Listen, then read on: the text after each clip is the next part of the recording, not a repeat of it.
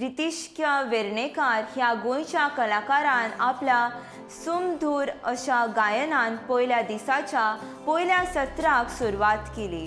तशेंच ह्या दिसाचे निमणे सत्र नामनेची गायिका आरती अंकोलीकर टिकेकराच्या श्रुश्राव्य अशा गायनान सोंपले। शेनवारा ह्या संमेलनाचो समारोप जातलो। 16 तारखेक नामनेचे शास्त्रीय गायक पंडित अजय चक्रवर्ती हांच्या गायनान संमेलनाची सांगता जातली।